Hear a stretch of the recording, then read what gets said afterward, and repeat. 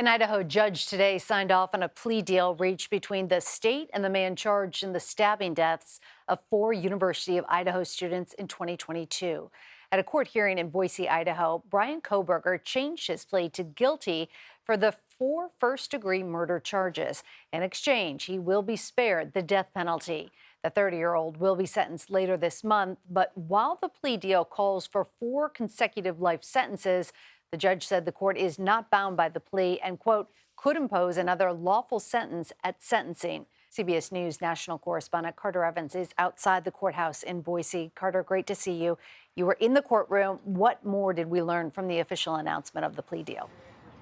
You know, we learned a lot more from the prosecution about the case, some things that we hadn't heard before, that he had bought a knife like the one that was used in the murders and the same sheath that they found on Amazon in the months before the murders. They also mentioned that he had been spotted, or his cell phone had been located at towers in the area months before the murders occurred, suggesting that he had really planned this out for a long time. It showed a lot of activity around the area.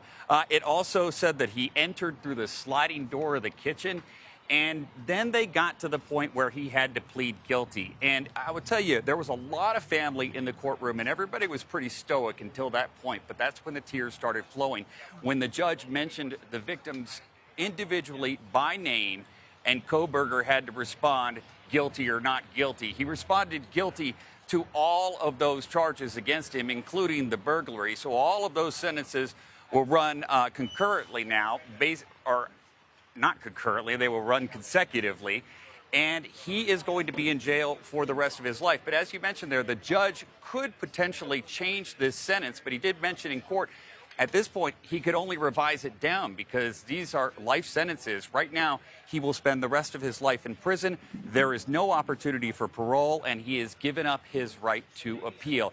I'll tell you that Kohberger showed zero emotion in the courtroom.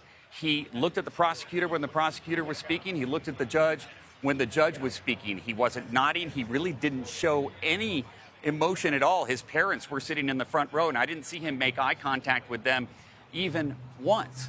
So family members were there. It was an emotional moment when he was pleading guilty to the murder charges.